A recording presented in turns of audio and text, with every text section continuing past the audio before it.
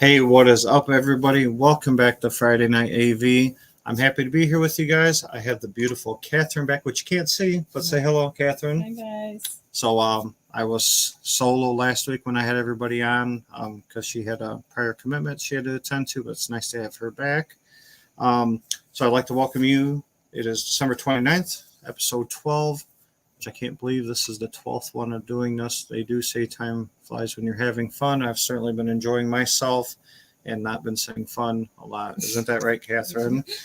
Hope everybody's having a good holiday, Christmas, New Year's coming up. Hopefully everybody, stays safe, enjoys themselves, enjoys their systems, maybe knock out some music, some movies. We're actually flying out here in 2 or 3 days to go to Vegas. And so that for my next episode, which would be next Friday, which I get to release some cool details about Base Brings Us Together 2024, which is my annual event. Our flight comes back and we should get home just in time for me to do the podcast with no delays or traffic. So that's going to be a very close call. I may have to push that back by an hour or maybe do it on Saturday. I'm not sure. But as of right now, I'm not going to change on that episode. So I got some special guests coming for Base Brings Us Together 2024. Got adding a new experience on. So I'll be sharing the date and everything with you guys then. And then on the 12th, that's our rescheduled night with Dylan from Buckeye Amps. He's the owner and engineer of Buckeye Amps. So as you guys know, this has been a community-driven podcast, and I'm trying to bring everybody on that people have been asking for. Some people are super cool and happy to play along. Other people I don't even hear back from. But and that is what it is. So but we've been able to bring on like Mark Seaton and Tony from JTR and Calibrators on, and just trying to get a good group of guys and people wanting to experience or just hear other people's perspective from this hobby, like people in the industry or people like Don Dunn that integrators. So if there's somebody that you'd like to see on the channel with me, I certainly, I'll do the best I can. All I can do is reach out to people, shoot them an email, give them a call, and I can do my part, to try to make that happen. So I'm actually super excited about our guest tonight, Chris Seymour. He's the guest of the hour. I've met Chris a couple of times myself. He was at M-Wave last year. He's going to be at M-Wave next year as well. And you literally can't go to a home theater gathering without people talking about Chris, just because he is known for making, very high quality screens. And it's weird how sometimes we don't think about a screen because like we're talking about subwoofers or speakers and that. But I mean, if the picture isn't right, then we're certainly not drawn into the movie. So the picture is certainly a very important aspect of it. So I had a few people that were reaching out and asking me personal questions about screens. And I was, I'm not an idiot when it comes to it, but very limited knowledge on it. So I was like, hey, I've met Chris a couple of times. He seems pretty cool. Let me reach out to him. So he's like, yeah, dude, that's cool. I asked him, I said, hey, man, you want to come on for an hour, maybe chat with the guys? Yeah, Mikey just wrote Chris and Evan were both super cool at M-Wave. Yeah, and that's pretty much the general consensus. When I actually said, hey, I'm talked to Chris Seymour and he's going to be on, people actually right away were writing me questions. Hey, when you have Chris on, can you ask this question? I can't get a straight answer, from like another manufacturer, from other hobbyists. So having Chris on tonight is certainly going to be a lot of fun, and I will be bringing him on here in a second. I do want to take a second to thank all my subscribers, Patreon members, all you guys that are like making this happen and possible. You subscribing and liking, makes the algorithm better for us. So certainly, I'm sorry. What are you rubbing my microphone for? I seen a spot on it. Don't worry about that spot. What are you doing? So, all right. So without further ado, we will, Chris will join in on us. And if you guys have any questions, we do, how we usually do it. We try to stay on here for around an hour. So it is the holiday weekend, not trying to tie up everybody's night, but just, kind of chat with everybody. I do have some already preloaded questions. Like I said, just because when I made this announcement weeks ago, questions would kind of trickle in here or there. So I kind of picked some of the most important ones, or the ones that I think that would really apply to a lot of the guests. So you have any questions or anything? Yeah, if you have any other additional questions, certainly if we have time to them, we will. Just shoot us a message in the comments. And I'm going to bring Chris on here. So everybody, big round of applause. The crowd is going wild. Chris, what is up, brother? Hey, happy Friday. Yeah, man, no doubt. Before we even get into this, man, thanks for taking some time out of a New Year's weekend Friday night to join all of us AV nerds. So I think you fit right in with that group, though. I do. I'm card carrying. So we were chatting for a couple minutes earlier. So you've been in this for like over 15 years, which is a long time in the AV game. Yeah. Started out. I mean, it was an unmet need. I had this, full size center channel, and I say center channel, it's 3 identicals, like 3 towers, like Jeff teaches you to do, and it was there was no acoustically transparent screen option that was retractable at the time. So I kind of started it in my garage and figured things out and got a patent. Innovated some new materials that were brighter, more acoustically transparent, way less money. And you kind of do that value play. And then that's where all the AVS guys, you call them the pixel counters, the nerds like us, right? But Yeah. I mean, that's what we're all after, right? Is we're all after a better performance, but not just, shoveling out the money. We want value, because most of these guys are very technical and they know exactly what you're doing, and they want to see it. So so basically you started this company due to there weren't the options that you were looking for, basically. That's right. So it's not a necessity, basically. I want this, but this is not available. Yeah, there's really only one woven acoustically transparent screen manufacturer out of France. It was Screen Research at the time, and their retractable screen was like, and this is back in $2006 or something. It was like $8,000, and it was kind of dim and ivory colored. It wasn't very acoustically transparent. I mean, it was okay, actually. I'm not going to say that bad thing about it. The borders were painted, so it was just traditional, like every other manufacturer does. They'll paint black borders around the retractable, and I figure, like, how do I get velvet in there? Because once you have that velvet border, you can't go back, as they say. Yeah. So and it's just remarkably better. I mean, velvet to paint, it's about a 20 to 30 times more absorbing. Yeah, I did velvet all around my screen area, because I don't run a screen now. When I redo my room, we will certainly be having a chat, because I want to switch over one of your screens. I just basically took a drywall wall, sanded it, and painted it, and then framed it. But I did all the ceiling and the walls in black velvet, and it certainly really helped the contrast and everything. I mean, it's a night and day difference from the black paint that I had there, no doubt. Yeah, for sure. So, and that's the secondary walls. Like, I'm just talking about, if you look at the screen itself, just that overscan absorption is a huge. Yeah, huge like that 1 or 2 inch right there. Yeah, and that bleed and how it frames the image, and just it gives you a huge difference in the snap of the picture, the contrast, really. Man, and $8,000 in today's dollars, that's like $15,000. I don't know. Wow. But I was I was emotionally preparing myself to buy it, and then my neighbor, my friend, who's another technical guy, and he's like, "What are you doing? Let's make it." And so I'm like, "Yeah, actually, I was thinking of some ideas." So because I've been in the AVS world as a lurker. Let's say I don't participate big in the comments but I've always went in there to look. I participate very little, but I would always. It's funny. 15 years ago, I would always see your name brought up, and Mark Seaton, and you're thinking the hardcore audio guys and theater guys from 15 years ago. I'm thinking Mark Seaton, Jeff Permanian, Chris Seymour. You guys are the guys. I mean, that's. If you were building a theater in the last 15 years, you guys are definitely the ones getting mentioned. And I didn't know that's why you started the company. So that kind of makes a lot of sense to me, that's an important part of a theater. Well, it's because, that's what we'd spend our money on. If I were equipping a theater, I'd have Mark or Jeff speakers in there, because that your money's going to this performance level. And then everywhere every other buddy you see them at or hear them, they're fantastic. they leave nothing behind. That's odd that you brought that up to me, because like I said, I've been in the home theater hobby like my whole life, and I didn't know that there was such a lack of acoustic screens back then. Yeah. But that's Yeah. Back then it was, I mean, everything was perforated.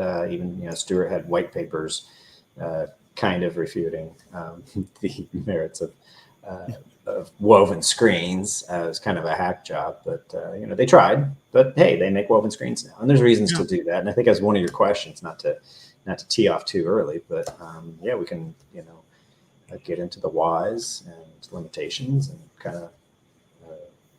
There's been perforated screens for 100 years. I mean, so that's not that bad. They are. Yeah, but they are the businessmen now, but the experience is priceless. Feel that's why the products have improved in leaps and bounds.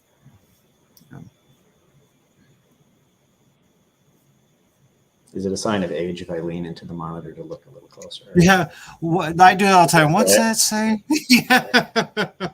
Seymour needs his readers. That's a sad story. That I'm going to change the title to the episode of that. Right, Seymour with an asterisk on the end. Yeah. Well, because we don't have a. I took what I thought was some of the more important questions that I thought that people would, because I literally probably had about 30 people with questions, and obviously we're not trying to bring everybody into the new year with this episode. So I took that. I thought, well, hey, that would probably make a lot of sense to people. So I took like the top 8 questions, and then I'm sure some of them may be very simple. I mean, to you, but complicated to us. What I hear a lot, or what I see a lot, is people that are building new rooms or taking an existing room in their house. They don't know what size screen to go with. Do you have any advice of is there, because this guy, and I believe his name was John, I didn't write his name down, but he said, can I have a screen that is too big or too small? I'm building a new room and I honestly don't know where to start. Yeah. For a screen size. You bet. Yeah, we talk with people every day on that. And that's why, a couple of points. One is that, even the basic questions like this, it's easy for us who've been around doing this a bit to be jaded and want to move on and talk about cutting edge stuff. But there's a lot of folks starting off new rooms here. And some step 1 questions are still totally, appropriate. So viewing angle, that's the number one, I think, aspect to home theater. You can do all sorts of things. Acoustics, super important. Audio, super important. Aspects of your video, super important. But it's that immersion aspect that makes it a home theater. Because unfortunately, too many people are watching movies on the device, and that's not cinematic. Unless I think they have the Google Cardboard thing where you can strap this to your face. Yeah. And so really it's all about viewing angles. Viewing angles, if I have my phone about here, this is actually cinematic. Now I would die doing this, but there's an angle at which we recommend, based on SMPTE guidelines and previous guidelines, about 45-degree wide viewing. There's other formula versions of that where maybe it's screen heights or screen diagonals or ratios of that. But if you just visit your friendly Google viewing distance calculator, and we talk in widths because everything in the room is height and width. You're not building anything in your room diagonally. You don't tell your contractor that you want this wall, 182 inches diagonal, because they'll wonder what you're talking about, right? Yeah. And we view things, in more determined angles like that. So that 45-degree wide viewing angle is kind of the perfect sweet spot. And that's where we would then ask somebody building the room, say, well, what's your room dimensions? Because we don't want your sofa next to the wall or something. So, where are you thinking about setting it? With the display type you're going to be, I think yours right up against the wall, right? But if you false walled it out, that's distance, and it's certainly about angle. Okay. But what we find is we people that if they you can get out of hand pretty quickly though. So like let's say if this distance is, I'm going to even hop in the calculator here. So let's say we're sitting 18 feet back, which is a pretty good size room, right? Yeah. Oh, but, yeah.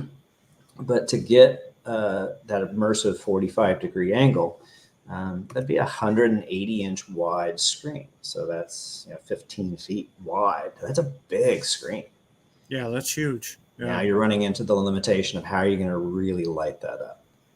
With a very expensive projector. Very expensive projector. So it starts getting very expensive. And the analogy is it's like your room size as it grows, the cost to properly pressurize that with subwoofers and properly get your headroom out of your transducers, like that starts getting really expensive. Mm-hmm.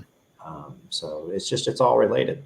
And it's funny, these forums, somebody will take a phone picture of their screen and they'll be like, hey, it's a 150, it's 150. And somebody's like, oh, that looks big. It's exactly what I think the acoustics of the room and the configuration acoustics determine where you sit. And where you sit determines what screen size is, not somebody's phone picture. Yeah. It's impossible to. People get excited because it looks cool, but at the end of the day, it has to make sense. Yeah. And a TV can be cinematic. It's just that you actually have to sit much closer to those than people think. They think hey, I got a 80, 90, or 100-inch TV. It's amazing. And then that's the biggest TV they've ever had. But for let's hit the calculators again. Let's do a 100-inch screen. How close, Scott, do you think you'd have to be to a 100-inch screen? To a 100-inch screen to get that, that cinematic kind of guideline feel. 8 to 9 feet. Okay, you've been in this too long. I should ask something.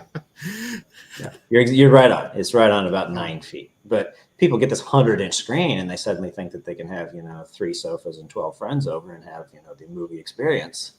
And it's a TV experience. I mean, it can be fine. I'm not dissing it, but that's for Dr. Phil. Like it's a huge difference between that and the bum, right? Well, and then I'm guilty, so I'm certainly not judging anybody right now because I don't have an acoustic screen, so my center channel sits right below tilted up. Obviously, I want to move to where my center channel can sit properly, which you can never do with the TV. And I know they're experimenting with like upper centers and lower centers and trying to get some of that figured out. But I mean, it's still a speaker right in the center of the screen is where it's supposed to be. Now you have is it 1 row? I think if I remember right. Yeah, I do 1 row. Yeah, and that can work. I mean, so then the speaker low, the center channel low folks will say, well, just angle it up and stuff. And for 1 row, that can work just fine.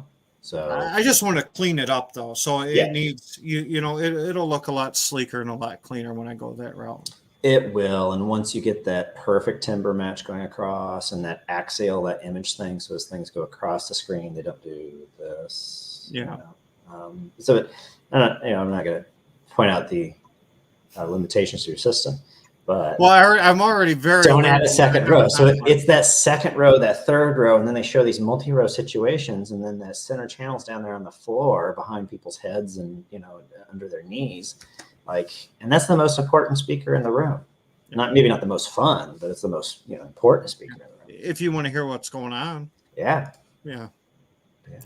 So I think we can go right into this next question because what I see a lot of people say is, because we're talking about sizes, there's a lot of confusion on ratios.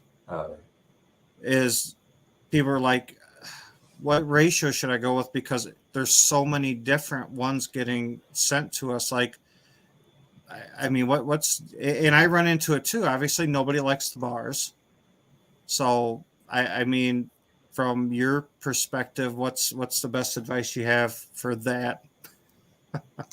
Nobody likes the bars. We like the bars. What we try to find out is about the room first. So like if in your situation, Scott, you've got some height limitation because you've got a really big, beautiful center channel that you want to put right there in the bottom. Yeah. So that would tend to say, let's not, go as tall with the image as we can. And so then we'd look at, okay, do we have width restrictions? What are those going to be? So say if you have a basement room, you have this height restriction, like you kind of do, that would start to vote for going for you a scope screen. And then I would ask you, Scott, I would say, well, are you the kind of person that just personality wise, you go down to watch a movie, you don't mind hitting several remote buttons and adjusting lens memory and shift and zoom and focus and all that. And if your answer is you don't mind, then that's where the scope folks are really kicking in. They don't mind, adjusting for the different content.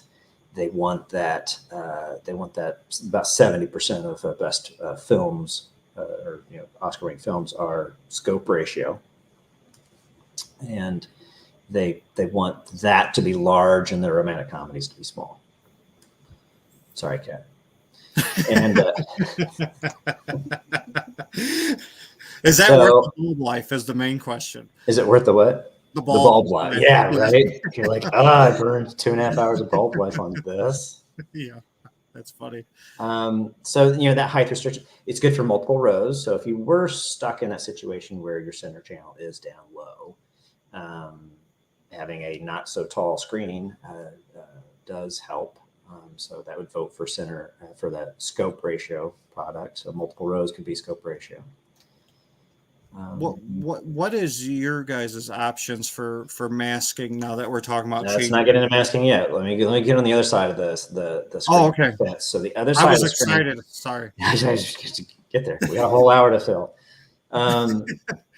Is the 16:9 screen. The 16:9 screen, that's for what I set my brother up with, and he's the set it and forget it. Like the most he can do is hit the power button, and anything else is going to be annoying. So he wants everything to be just left alone, and his basement's tall, so there's no height restriction. He has width restriction. He's got a column over here inside the wall over here that kind of fitting this in. So we're going to maximize his screen height, and that's going to set that 16:9. He doesn't have multiple rows, so there's no sightline issues. I was able to get this center channel up behind the screen because I know a guy that makes screens, and so height wasn't a problem then. So yeah. So we ask content wise, how much gaming do you do? How much sports do you do? Do you like to mess around with the settings? Those are things that we try to qualify because it's kind of personality based, it's content based, it's room based. And if I had to boil it down, I'm going to guess our mix is about 50-50. Yeah, in my room, I'm pretty much at a 16:9 because I went from about the top of the subwoofers because they lay on their sides, almost up to my ceiling, about 6 inches down. Then I went as far as I could from the left to the right speaker, so that gave me 132-inch diagonally, and I sit about 11 feet back from that. Oh, nice. So is yours a full 16:9, or are you actually trimming that? I had to trim it down a little bit. Yeah. You doing like at a 1.9 or what are you doing? Yeah, I think it's like a 1.8 or 1.9 or something. Yeah, I had to trim it in the JVC. We all work within the limitations that we have, obviously. So. Yeah, my buddy Travis Ballstein, he enjoyed a 2.0 screen, and I mean everybody would love to get into the four-way masking and things. We'll get into that, but. Yeah. I had a 2.0 screen once too, back before Netflix, but they're kind of fun because it's a little bit in the middle. You do lose a little bit of the on the sports, the scores. But if you're an Iowa State fan, losing the scores is sometimes helpful. Makes your day a little better. It makes the whole thing better. Yeah. Now, as we're talking about these screens, and I know we still got to talk about the masking, but I prematurely brought that up. But I don't know where you want to go next because I know as we're talking about this is I've had quite a few people asking about perforated and woven too. So do you offer acoustic screens pretty much in any ratio? We do. There are some material limitations just because they can only be produced. Some of our materials can only be produced 60 inches tall. Some are like about 84 inches. Woven, we can go up to 20 feet. And actually we think double that. So we can go very tall with woven. Yeah. Is there advantages and disadvantages to both of those other than like the cut sizes? Yeah, so there's limitations, and I mean this is why all those screen manufacturers have more than one material, because they need to solve different issues. So like in your room, it's dedicated, it's dark, you got good light control. You need a white screen. There's nothing better for you than a white screen in that room, because that's what the reference is. You get the purest of everything: colors, saturation, uniformity, you name it. But let's say you wanted another theater in a different room upstairs or something, where like you've got some windows, you've got white ceilings, white walls, or in the room you're in right now, like I'm seeing some white walls and purple lights back there. So I'm going to want to reject that from the screen perspective.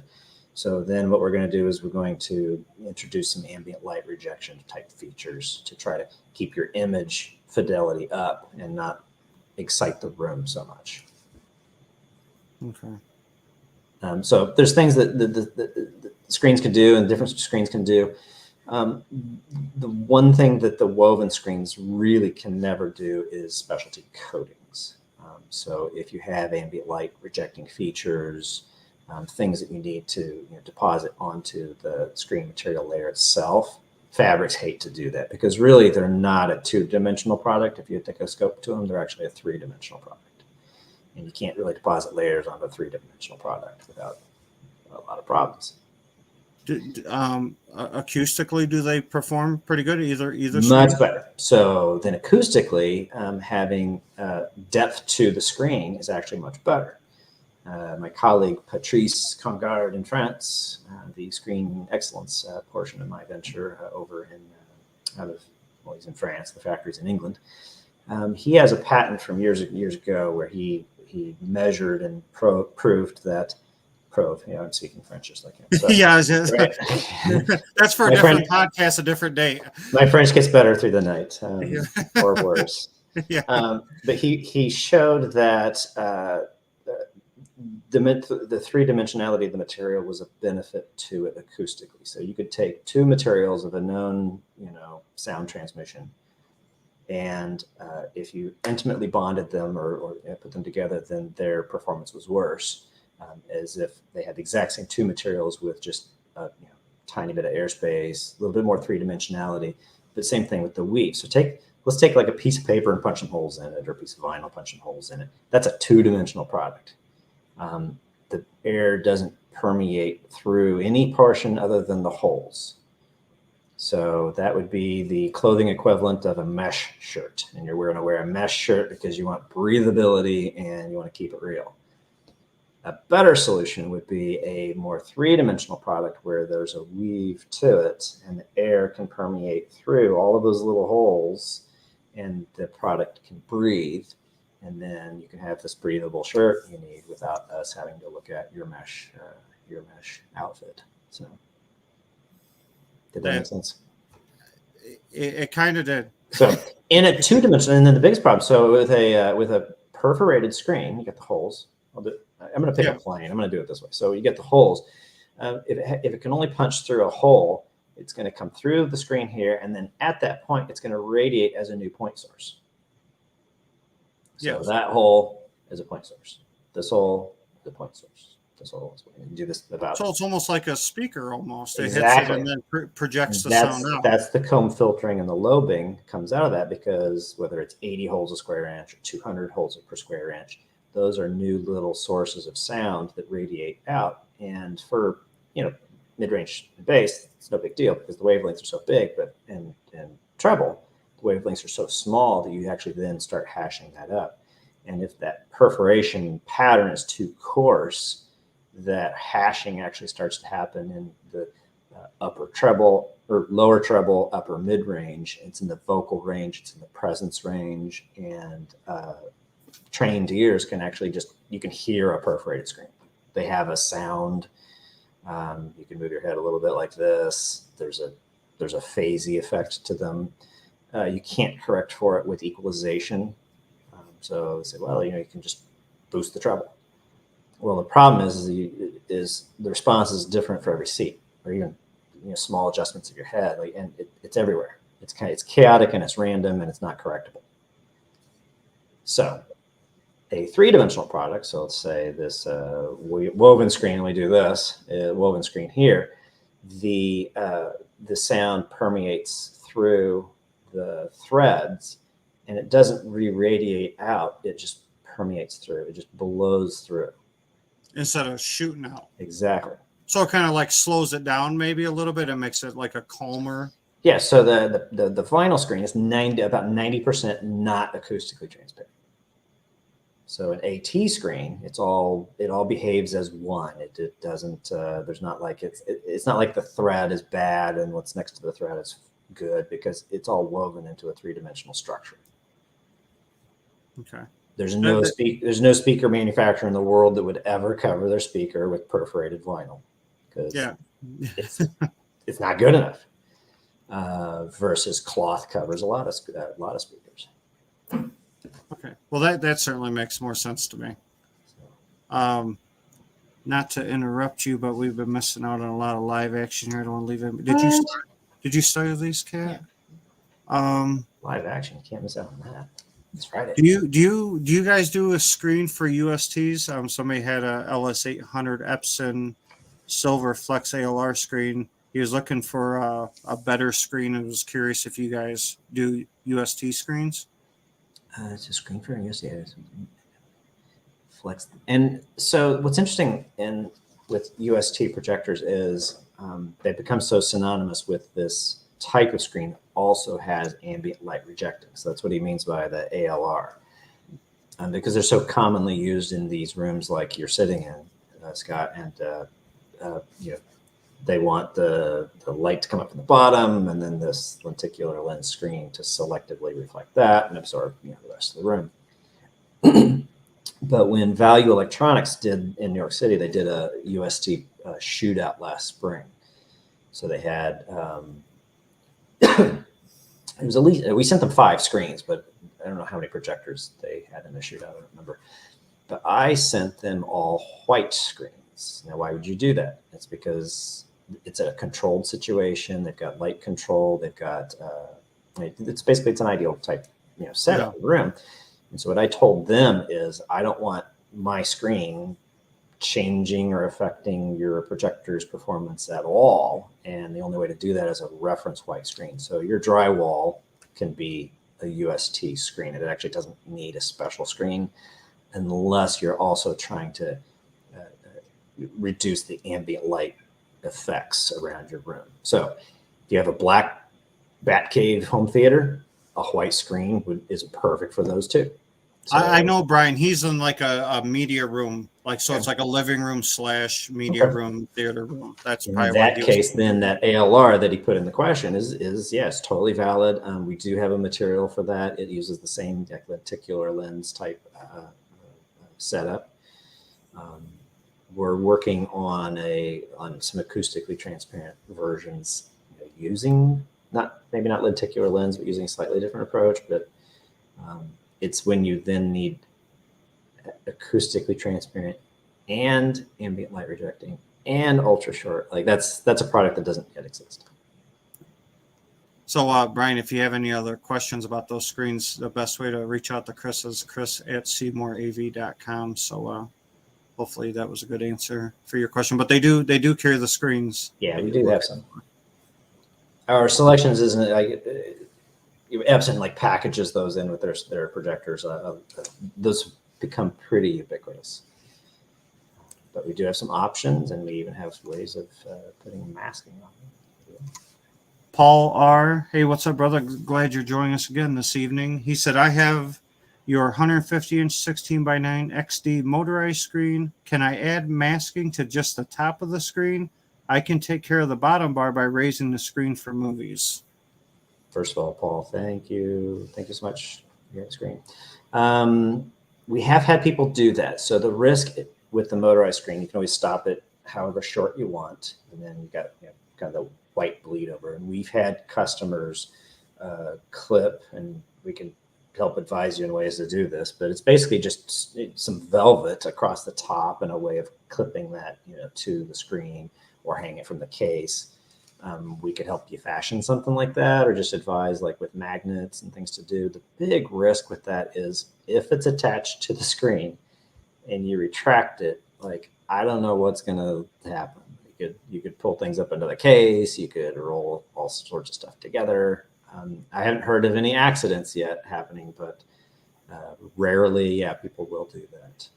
Probably the slickest solution, if you wanted the slick solution, would be, and keep your screen, is for us to build a roller that would basically almost be like its own little retractable with a black material, and it can be acoustically transparent or not, black border, and then it would behave like another screen. You might have another remote, or you might be able to coordinate. We have new motor controls coming out that you might be able to coordinate the two. That'd be the slick solution, because then you would not harm anything. So I'm not sure if you're thinking DIY or if you're thinking of, I don't know what it'd cost, but let's just say it's $1,000. I ain't freight. I mean, I can't freight you much for less than that. But let's just say it's $1,000 solution to add this black motor bar in front of you that would retract down 20 inches or 25 or however far it has to go. We have done that for people as well. Okay, so there is options. Yeah, for sure. Yeah, definitely. Here we go. Easy. Hopefully I'm not forgetting out anybody's questions, and the guys that asked me questions earlier, we're certainly going to get to those as well. Easy HT Tech. Hey, thanks, brother, for joining us this evening. He would like to know, is there a benefit to using the black backing material with the center stage XD in a light controlled room, or should it not be used? The light control of the room doesn't matter. So that's in front of the screen. So we don't care, because if your lights are up, then you're washing your screen out. What's behind the screen doesn't get affected. But what lights up behind the screen is going to be, of course, your projector, but it's the surfaces behind there. So do you have white speakers or white walls or shiny stuff, or flat panel TV, things like that? Those would be a problem. So you need the black backing for that. In most dedicated rooms with the XD, they don't need that. I'm going to guess probably 1 out of 20 or 1 out of 30 XD screens have the black backing. You can always add it later. A good way to test if you really need it or not, or if how the splashback is behaving in your screen. And this can happen with non-AT screens too. You can just take a solid white screen and they are a little bit translucent. If you're hit it with enough light, you can actually light up the surfaces behind the screen, and that can splash back into your image. But drape something really dark on one side, a towel, whatever, sweatshirt, who knows.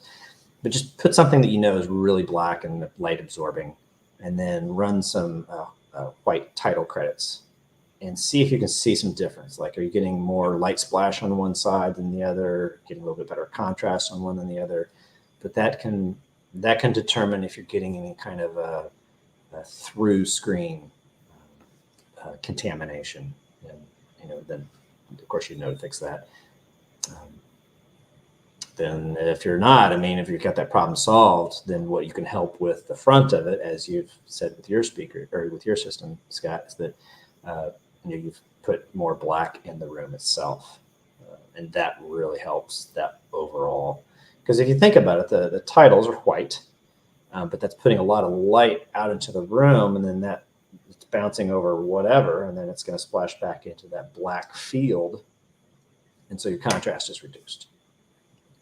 And that's where the ideal room is a bat cave, as far as you can get. You don't have to be total bat cave, but once you start, it helps. Yeah.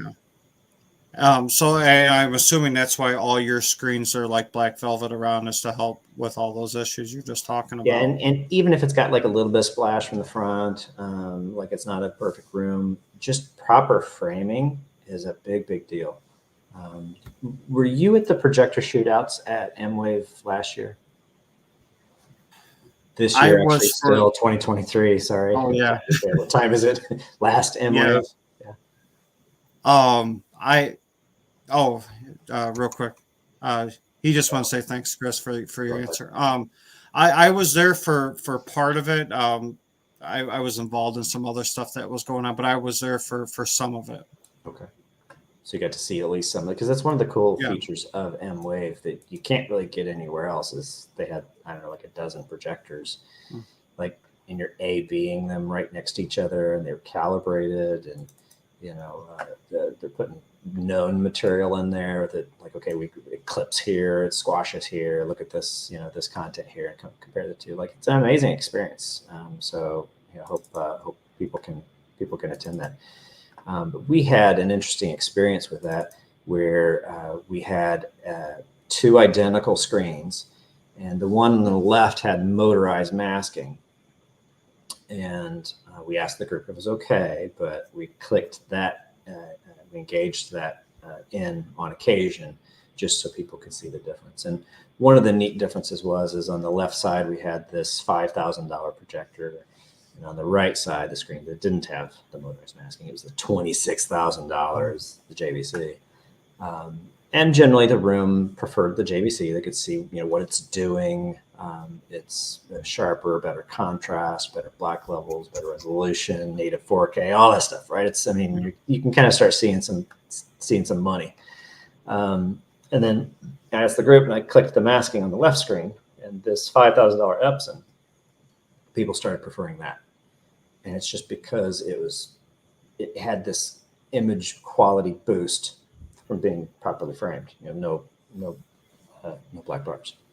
So right, and that would benefit with any projector. So we wiped out 21K and projector difference, right? Not totally. It still does some things, right? But when the room is like, okay, I'm seeing that. I'm seeing, like, money. If money's important, I would go with the $5,000 projector. But that would benefit anyway. So, yeah, and for you guys that haven't been M-Wave and plan to come this year, because I know there's going to be a lot of new faces there, because I've had quite a few people message me that, they want to hang out or, chat. You will have a few the screens.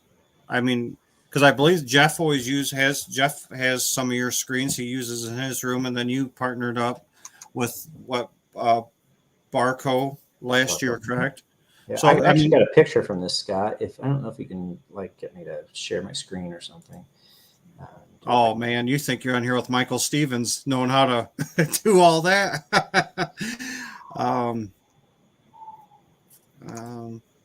Oh yeah, Easy HT Tech. He said that was an impressive test at M-Wave. So he was there. He was there. Where's the? Yeah, we'll.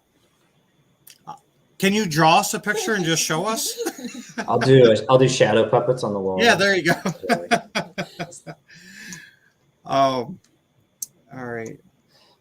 It's neat though, because it's masking is a conceptual topic, and we can talk about content shapes and where they're going and what we can do about it. And everybody hates black bars, but it's a qualitative experience that if you don't actually get to experience that, it's hard to describe what that even does.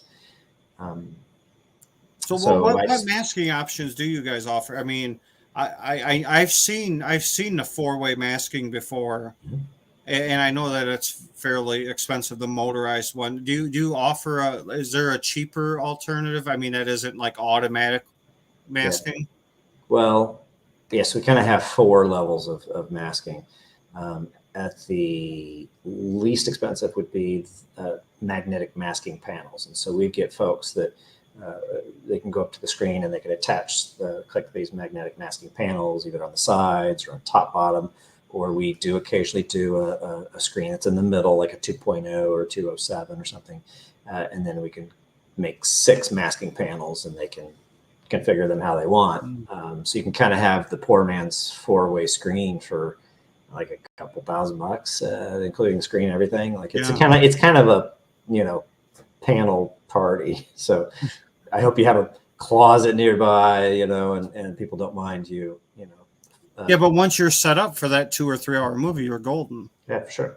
Yeah. So then the next step is we have 3 motorized masking platforms, and we are showing at M-Wave our least expensive. It's called, in the Seymour AV line, it's called the Proscenium. And in the Seymour Screen Excellence line, it's called the Trim. But this is the masking screen that replaced. The reason we designed this, I don't know. Do you remember a screen company called Karada? No. Nope. They closed up, oh, I don't know, 8 years ago, maybe, I'm guessing. Great folks, loved them to death. But they had this motorized masking screen. It was really an accessory because you could put it over most anybody's screen, especially if you kind of worked with them. But very well designed, very nice product, and it was at the time about $3,500 maybe. So it was affordable, and the forums loved that. Here's this $3,500 product when at the time you had to pay 20 grand or more to get other motorized masking screens. Yeah. So really disruptive for the folks in the know. And so they left. I think that left a need where there's a lot of forum folks saying, what do they do? So we came out with this inexpensive product. It starts about $3,500, including the screen. It quickly probably goes a little higher than I'm being underestimated a little bit. So, or maybe that's for a screen this size. So let's say $4,000 or something like it starts, right? But still, we make a lot more expensive ones. So it's very aggressive, made to order. It's in Iowa. It's not imported. Matt or Ben or one of the guys is going to make it for you to order. So what we did though is we tried to shrink everything down. And in that product, we actually then figured out how we could hide some magnets too. So I was showing Michael at the last M-Wave this cool motorized screen product. I'm like, okay, this is cool. I'm like, I got a trick for you. And then I brought out these panels and I clicked those on for side masking. So you have a 4-way screen now with motorized in one direction for like $4,000 or something. That's 10% of anything else out there. Yeah, no doubt. That's because that'll be what I end up going with in my room, because that's the next step for me is going to a Q6 screen and being able to do some kind of masking system on it. So and then the next level up in masking platform in the Seymour Screen Excellence line is called the True Aspect Masking Screen, the TAM screen, and it ships in a big crate. We can do 1, 2, 3, or 4-way with that. It gives size advantages. I can get up to about 15 feet or 20 feet wide, and if it's size. And then our top one is the build on wall, and that's where we can go up to 20 feet tall. I'm usually in the crate to come do the installation. And you're in there holding on to everything. Yeah, I get a little bit of bowl of kibble and an oxygen tank. Oxygen, whiskey, and I'm good. And we can do 4-ways on that. We're doing a massive major studios premiere theater with a 4-way screen right now. So. Well, that's. I'm assuming you guys get into some pretty cool stuff, and I know some of that stuff you guys ain't even allowed to talk about. But that's awesome. But it's cool that you can trickle down some of that technology that just a regular guy can use in his, personal home theater. And so it's kind of like with subwoofers where, getting good bass in a modest room doesn't have to be expensive. Getting good bass or, crazy awesome Jeff level bass in a, big room, it gets expensive because it gets more and more difficult. And so that's where the cost, we make the 4-digit masking screen, make the 5-digit masking screen, and we're doing 6-digit masking screens. So it's scale. It's, how do you have a masking bar that's floated, it's only being held by the ends. So you got a masking bar floating all the way across the bottom, and we're spanning 40 feet or so, and you don't want any sag, nothing. Like you want to put a laser on. Like how you actually do that is very difficult. I bet, and that's actually a question that I had was it? Yeah, somebody says I bought a few cheaper options, and not to throw any companies under the bus, but I'm on my 3rd screen that either has some type of ripple or some wavy effects to them. Is this ever an issue with the Seymour lineup, regardless of the price? So with retractables kind of are as they are. So we built the retractables to tap tension, and you can adjust some things. And I think we're 90-something% perfect on those. I don't think I have any bad screens out there, but retractables are kind of a different we're different endeavor. But you want it you want it adjustable would help. So that if you get a little ripple over here in this corner, you want to be able to have an adjustment on that to be able to kind of get some more pull over there. So we put 4 adjustments on there, top, bottom, left, right, in all directions. And so if it's not sitting perfectly and perfectly happy, then we have adjustments you can make for that. So we advise do this, don't do that. We'll even maybe send you a screw extension if we need to. But we're doing really well with those. I'm really happy with that. It's taken a while, and I first wanted to design the retractable to be like $1,000 product. I wanted it to be super competitive with the imported product. I thought making it in my garage I could do that, but the product became more and more complicated because you want it more reliably flat, which needs weight, and so you need weight, and then you need tab tension, and then to do that you need to hide it with the velvet. And we're getting into a product that can be 80 pounds hanging on the wall. And there's a lot going on in that versus this lightweight little thing you kind of clipped up there. It's, rolled sheet metal. And, so I'm going to assume he's talking about retractables. Fixed frame screens, really, you should never have that problem because you've got the 4 sticks, or maybe they're sectioned more, but you should be able to crank the heck out of those things. Yeah, he didn't say, but that would make, because I've had a few retractable screens in other setups, and that has to be what he was talking about. I have seen some fixed frames imported screens with problems. One of them, the company, there's a thread I follow on AVS, and the forum guy sent them a question like, "Hey, my projector's not lining up like with the frame, like what's the deal? There's nothing I can do. I can't seem to get this right." And they said that their tolerance was 1 inch. Oh, I was like, oh my God. Wow. Like 1 inch, you can't, like, wow. That would drive me insane. So I've seen a lot. I've seen one where they laid it down, they put it all together, and it bowed into kind of its reverse curve screen, like just there's terrible product out there for sure. But it's a much easier job. I mean, that's why we love the DIY, because if you can put 4 sticks of wood together in a staple gun, you should be able to get a really nice product. And you can use the same material that the studios are watching. It's just you've spent some time on the weekends and a little DIY time. And you're doing great segues into some of these questions, because you were just talking about a curved screen, and one of the questions on here was curve versus flat.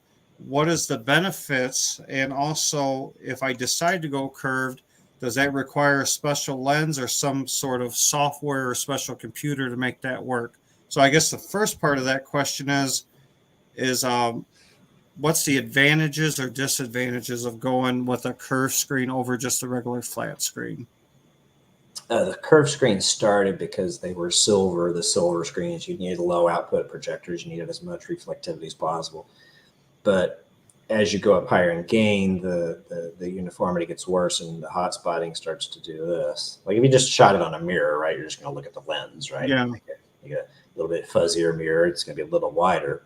To spread that out, if you curve the screen, you curve it towards you like that, that spreads that out in that direction. And really early screens, I don't know if you remember, you're not old enough, but back in the 70s, they would have a compound screw, so it actually curve in this direction and this direction, because those CRT guns were so, just at the time they just didn't have the output. So it was not a compound toroidal, what do they call that? You know what I'm talking about? Yeah, the 70s weren't my time. I was more of an 80s. Excellent. Good. So you avoided that. So that's the technical reason to do it. The modern technical reason to do it would be if you have an anamorphic lens, and that lens introduces a pincushion effect. So in your image, that should be rectangular, and you're stretching it through this glass, then can take a kind of a bow tie shape. So how do you fix the bow tie shape? Is you have a screen that's a little bit curved back, and then the more you curve that back, that image pops up bigger. And if you match that geometry just right, you'll have perfect rectangle in this curved product that matches the optics of your projector, and everything's happy and perfect. Now you can still go with coated, silvery type screens. You get some gain performance. We have ambient light rejecting screens. You can do that in a curved screen, and it does help because you're focusing the light. So in your room with the purple lights, we could reject that a little bit better. So there's some technical reason to do that. But let's say in your theater, Scott, why would you want to do it?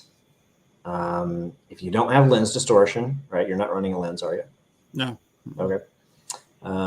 So you don't have any geometric issues you're trying to correct for. No. You're not using a silver screen or something that we need to like spread out the beam or anything, right? You're just white is fine, right? Yeah.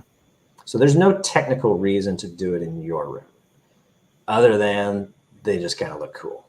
Like it's a neat effect. IMAX uses that for a couple reasons, but one is that immersive reason where you walk in and it feels more. It feels like it's hugging you almost. Exactly. Like yeah. It's kind of a virtual reality feel in that room. So we say it's for mojo. If there's not many technical reasons to do it with a white screen in a lensless situation, but it looks cool. Okay. And so that doesn't require, like he was asking, like any kind of special software or an external device for your projector? So let's say you wanted to do it. Let's say you just say, hey, I love the feel. I love the experience of doing that. So I'm going to do it and take the consequences. Well, the consequences is if you start with a good geometry and then you take that back of the screen and you blow it out, you're going to introduce what's an opposite of the bow tie be called barrel distortion. So your middle is going to grow in height, and you're going to have kind of a barrel shape. If you do a really sharp curve on the screen, a really small radius, you can introduce some focus problems. But what we did is when we designed our curved line, we shallowed that out to about a 40 foot. So that's really shallow. It's only a few inches on the edges. So you probably on each side of your screen's got to be like 5 inches standing out from the wall, and then kissing the wall in the middle. Yeah. So it's not a lot. It's not going to introduce focus distortion. The geometric distortion, that barrel, our velvet will eat that up. Or if you're running, if you're running a home theater PC, or if you're, running a Mad VR, you can warp that image. I mean, you could correct for it if you wanted. I probably wouldn't. Just because I don't like warping or scaling, because once you break that 1 pixel structure, you inherently get a softness to it. But if I were doing like video gaming or computer work or something where I didn't, that the geometry would drive me nuts, you have to fit the screen. Then for sure, warping would do that. Video processing, Mad VR would be the good way to do it. It's funny, Paul brought up my Kloss Nova Beam CRT from the 1980s came with that curved screen. That's awesome. That's right. He probably paid like $6,500 for it too. It was like a car. Awesome. It was like a car price back then too. Actually, I think a Ferrari paid for that. I think a Ferrari was that much. I know a DeLorean was. Curved screens are another one that like these, and dealers do a terrible job of demonstrating product because they're limited in resource, limited in showrooms. The showrooms have generally dried up, but that's leaving the enthusiasts or the future enthusiasts with nowhere to go to experience this. Like, how do you really show these things off? And so what we do is the AVS folks we'll go to each other's homes, we'll set up tours. M-Wave is spectacular for that because again, where are you going to experience? You can experience more at that show than you would, spending a week driving to dealers through the Midwest. Oh yeah, definitely. And there you're going to talk to the actual people making the product. I can talk to you about your screen. I can talk to Jeff about his speakers. I can talk to the guy, not maybe the designer of Barco, but definitely somebody very knowledgeable for So, I mean, you're not only experiencing, but it's set up by the people that are hands-on with the product. So, I mean, your experience. It's funny because I've had a lot of people reach out to me about M-Wave and my experience and what I thought. I was like, it's definitely a one of a kind. It ain't just like going to your local dealer for a demo. There's a lot of thought, and these systems are getting set up by the people that are hands-on with building it, or have had, just their thoughts put into some of this stuff. So it's a one of a kind show for sure. And the problem is, you go to these dealers and they'll have an Epson or a Sony strapped to their white drop panel ceiling, and they got the windows blinds kind of half open, and it's just they're not doing the experience any justice whatsoever.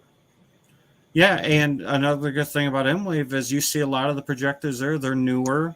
Where you go to, I can't tell you, all my Best Buys around here in Chicago, almost every time you go in, all the service bulb lights are flashing. The projectors ain't even on. Wow, really? Yeah, they all need new bulbs, because they sit in there on for 12 hours a day. And so definitely Best Buy, and it hasn't been a good experience for me. We'll be working on, I don't have any news, but our task before us, you may or may not have heard of, is we're building 3 experience centers at the factory here, and we're going to demonstrate all the stuff that, like with M-Wave, you can't experience elsewhere. So like all the equipment's going to be hidden, so you can actually go in and get the experience, not the shelving of boxes that nobody's really after. We'll be able to train dealers and customers on like acoustics, light control screens, curved screens, masking screens, retractables, Jeff speakers. I mean, I totally have Jeff speakers in one of the rooms. Because it's a combination of not only what would you and I do with our money if we had, if you chose to, and what we have done, but it's that whole education series that, M-Wave, ABS, and you guys, like, we're just constantly talking about that, where like somebody's like, hey, I want to put a glass coffee table on, in front of me. They're like, well, you shouldn't do that. Here's why you shouldn't do that, right? I mean, we can kill a room like that. It's amazing the way that you and I sit here and talk, because even Kat and even one of my sponsors for the show, I was sitting down because the place I buy a lot of my plumbing supply parts from for the business, he goes, when I became a sponsor, I had no intention of listening to your show. He goes, I was just showing some support. He goes, but then I started listening to your guys talking. He goes, I had no idea how much goes into like a room being set up, or how much thought everybody puts in. He goes, and even Kat goes, in 40 years of life, I never thought I would be sitting down listening to 2 hours podcast of people talking about something I have no idea what the hell they're talking about. Right. But I think a lot of people don't.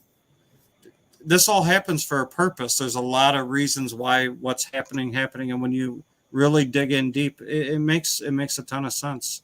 There's a ton going into it. I mean, we've had phone calls from folks where they're starting off talking about carpet color, and I pinch myself. I'm like, how did I get in the business where we're talking about carpet color or coffee tables, or like, this is not what I set out to do.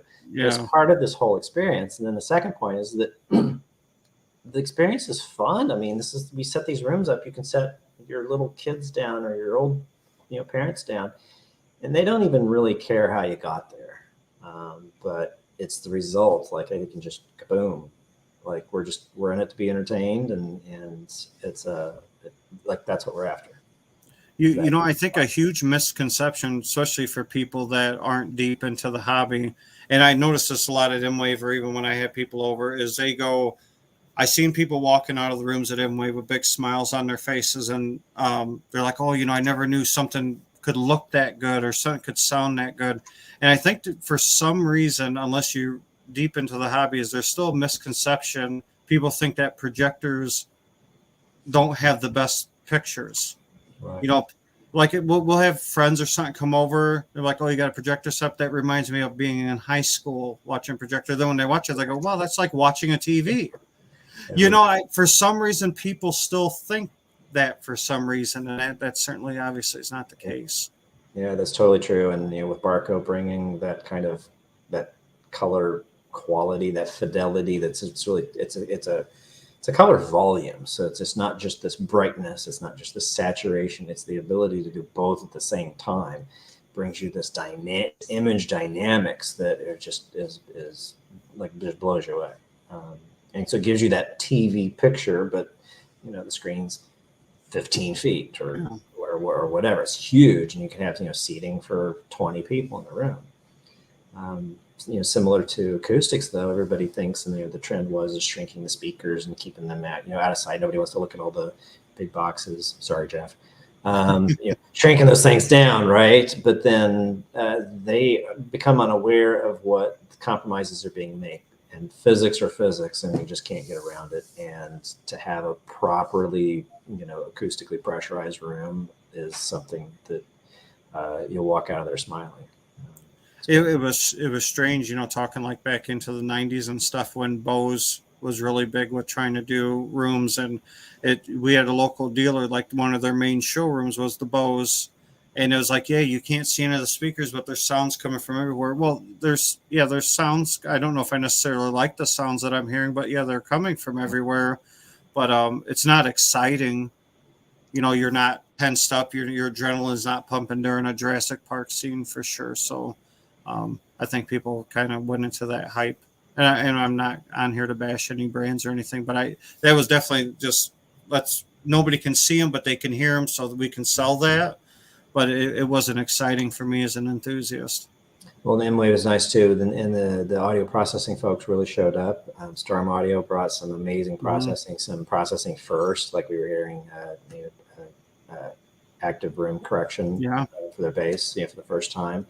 And Matt was able to clearly, he'd turn it on, turn it off, and okay, here it is with, here it is without. And it kind of gets into the weeds, which the non-tech folks can have limits. We all have limits, but they may hit their limits sooner. But once you start understanding how the pieces of that experience puzzle start fitting together, again, you don't really have to know how Matt's able to pull all that off through his Storm Audio processor. Just appreciate it. You'd be like, it's like a chef, putting things in front of you. Just taste. What do you like? You like this one better? Or you like that one better? If you want to know why, you can start talking about it. But we definitely noticed that, in the JTR room, because the first day they weren't using art, and then the next day they were, and then you could definitely tell, and people were enjoying the experience. So how would you, not to go off topic, but how would you describe the art? That art. Well, from what I noticed is you could definitely tell the bass reinforcement that it was giving to the other speakers, and it seemed like a more seamless experience to me. I was a little bit more drawn into it, and we were flipping back and forth because I was hanging out with those guys before the show started too, and we were going back and forth on what we thought on it. It was a more seamless experience. The reinforced bass that it was giving, I enjoyed that. So it makes me want it, but I would have to change so much to do that. But I can respect it. I think they're doing a good job with it for sure. What was your 2 cents on it? At the Audio Advice Live, I think I got more exposure to the Matt's on-off trick, and we were using Focal speakers, and they're all bed layer. They're all except the center channel is a little different, but basically all the tower speakers were the same. And even behind them, you could tell a difference between when he engaged it, it became kind of a room bass as opposed to, let's say, go back in the seating position. You can kind of tell, I don't know, maybe that's just more directional, but you can kind of tell that speaker over there is trying to do the bass, I guess, for lack of a better. Then you engage this, and then they all coordinate better. So they know more than I do. So again, they can explain the whys, but I'm curious. I was just curious about what your what was. Yeah. And I already talked to Tony from JTR last week or the week before, and they're going to be showcasing that again in their room next year coming up too, so people can check that out that I haven't. Because I know Jeff personally owns the Storm Audio processor, so he'll have that in there with them. Yeah, fantastic equipment. I want to make sure that I did not forget anybody's question. I do not like to leave anybody out. Back to and not to retrace, but more of that acoustic screen with the center channel. They were curious on how much does it take away from the output of a center? Does it knock it down a couple dBs or 10 dB? I mean, what are you usually looking at for a reduction? So Audioholics had a video where Gene had his perforated vinyl screen, his first screen up, and you can search their videos and find it. But he measured at 20K, 18 decibels down. Well, that's a ton.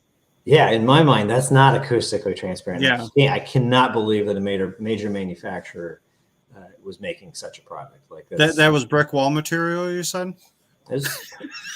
Yeah, might as well be. It's their stucco series. Yeah, there you go.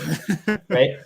And so Gene, they fixed it by introducing I think it was a 15 decibel correction up, toward the top end. And his RBH speakers are so high end, so good, so capable that you can throw, 15 dB at them and they'll take it. They're fine. But you throw a more consumer level, 3-digit product. And this is why a lot of installers will pull, AT screens off, because the speakers are blown. I mean, you can't correct that much and have the product survive. Now that's maybe the worst AT screen I've seen out there.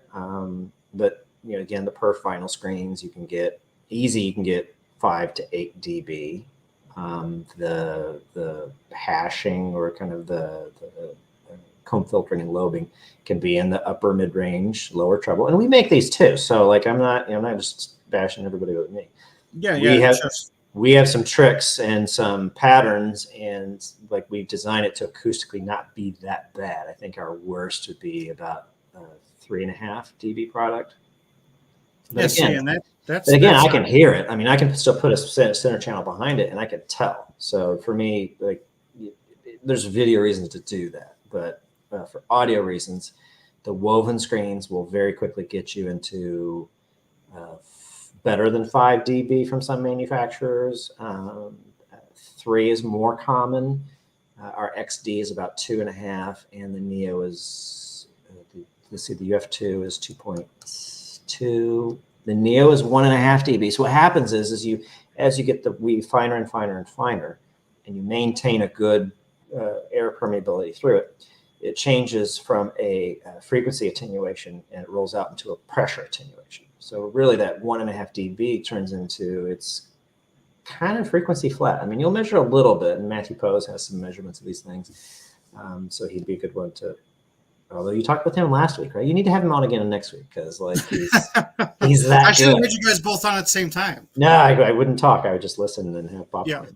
Yeah. But he's measured these things, and obviously nothing, to true measurements is, flat.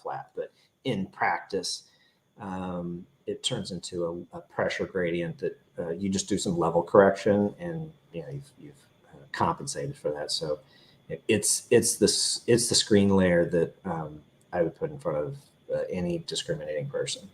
There's some VIPs out there and content creators and things where I'm proud of putting that in front of it. The audiophile. So I would love to go back to Axpo. Axpona. That's the audio show, right? Yeah, that's up here by me. So they burned everybody out on the COVID thing. I'm glad that they're still running in some way. I don't know if I'll be able to get back to that show or not. But that's one of those. I would almost like. I mean, we did the theater setups with Jeff in the JTR rooms. I think that was the first time I met you. Tons of fun, and he does an amazing demo. But there's this argumentative part of me that wants to set up in one of those 2-channel rooms where, like, I can like drop a retractable or put a screen in front, and I want to argue to those audiophiles that this is $100,000 turntable, guys. Yes, that this is actually the way to do it. Now, maybe turntable you wouldn't have a screen, but there's a few multi-channel guys out there that appreciate that. Yeah. But as an audiophile, like, I didn't just do this, because it wasn't the best. This really is the best. Now, is there a general consensus? And I'm sorry for everybody. I make the mistake. I always say, here, I'm going to be on for about an hour, and I always go an hour, 10, hour, and 20. Yeah. So, but is there a general consensus about how far the center speaker should be away from acoustic transparent screen? And does the type of screen change that distance? Yeah, type of screen is a big deal. I grew up doing cinema in the old days, and so if you take a cinema screen off, the old THX spec, you can see like the whole wall is covered in the foam baffles. Yeah. And the reason that they cover that whole wall in baffle material is because you have so much bounce back off the back of the screen from the speakers that you get this, this bounce back interaction between the back wall of the screen, the back wall of the front wall of the theater. And so they try to absorb that and suck that up as much as possible. So the perf vinyl screens, they recommend about 12 inches in front of your speaker. And you can do, 11 or 10. There's just a little bit of concession. That's just their rule of thumb and what they recommend. Woven screens, our screens are designed to be 1 inch. So you should be able to have in-wall speakers and hang the screen right over that. You'll get an inch just with a little bit of the screen spacing and the diaphragm on the speaker itself. So you'll get it. And then if you actually did some measurements, so if I had Matthew in my room, which I would love to do, he would measure that you would actually get a little bit of improvement. About 6 inches is where that starts to just kind of diminish into, there's really no returns past that. So you're going to make the microphone a little happier with some more space, but I would argue that's inaudible. It's all narrow bandwidth, high frequency, and so that 1 inch space is what we hang on for the minimum. And then you wonder about bass. So that's mostly kind of the treble argument, but a follow-up, the similar question is, what about the subs behind the screen? Like, can you actually shake the screen? And the short answer is yes. I mean, if you put like a speaker grill on top of your sub, you've seen you've seen that fabric fly.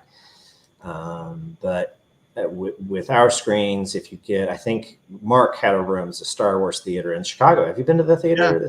Yeah, I haven't been, but we were sharing pictures, and I'm very familiar with that room. Yeah. So he had 8 of his 18-inch subs. And he had it spaced about 4.5 inches behind our screen. And he was getting some test tones down like around in the teens, and he was able to get a little something moved, but it's hard to do. I think our record is 60 kilowatts of subs behind the screen. And that was done in the Trinov Ascendo audio room at CDA. And there's no screen movement. I mean, so just give a little bit of space. Maybe you can't fire a port right into it. That's the highest airflow. Yeah, that would be because my ports would be at if I redid my room a little bit, because that's the thing, because I got quite a few adjust subs in my room, and there's a lot of port wind that I can feel even in my seats. Yeah. So I would imagine that. Yeah, but if I just kept the port away from the material, I'd be fine. Yeah, I think it was SVS. We were talking with them, and the old trick of you have your sub across the room, and you can blow out your match, from the port just across the room.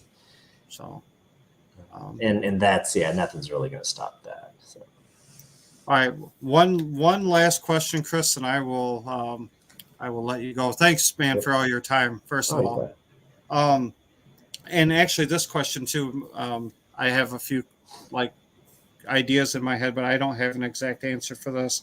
But Steve asked, I'm looking to buy a new screen, but I am very confused on what gain is, and do I need gain, and what is pretty much what is gain, and who needs it and who don't.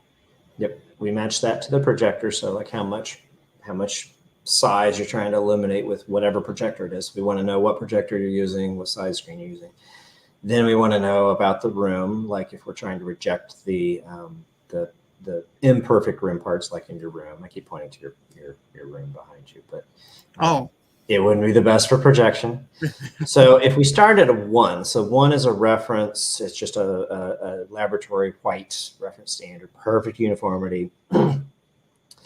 And if we go below that is where we start entering into the grayscale. So if you go 1, if you go all the way to 0, it's black, of course. But so if you go to 0.5, that's 50% gray. So the advantage of doing that is you can get a little bit of room light splashback contamination resistance. So just a hint of ALR. But what it's really best for is, let's say, Scott, somebody made you a great deal on a Barco Njord. In your room, you had the pleasure of having a Barco, and it's an amazing experience. But you might have 400 or 500 nits on your image, and that might be too much. So you want to pull that down a little bit. Then a lower gain screen is going to do that. So that's its advantage. Now going above 1 has, you get more reflectivity to your eyeballs and less to the walls. So it's really just a redirection of the light. But that comes at a cost. The uniformity starts to go down. So instead of this perfect white diffusing screen, you're starting to then angle toward your eyeballs. So brightness goes up, image volume goes up. So that's cool. But then instead of a perfect corner-to-corner uniformity, hot spotting will start to encroach. Now you can tolerate quite a bit of hot spotting. You can go to a commercial cinema and 25% off is pretty common. And most movie experiences, you don't sit there, you get the popcorn, you're not like, look at that. That corner's, most are not noticeably off, but they'll measure surprisingly non-uniform. So there's trade-offs for doing that.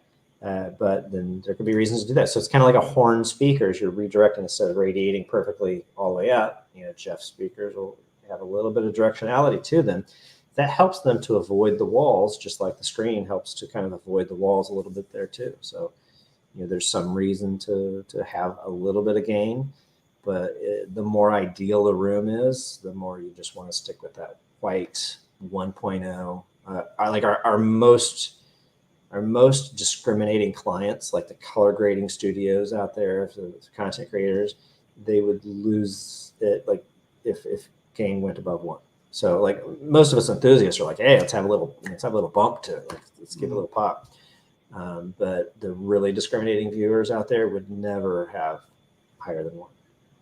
So am I right by thinking like if I wanted not in my room, just somebody in general, like, hey, I want to move from 120 to 150 inch screen. I don't want to buy a more powerful projector.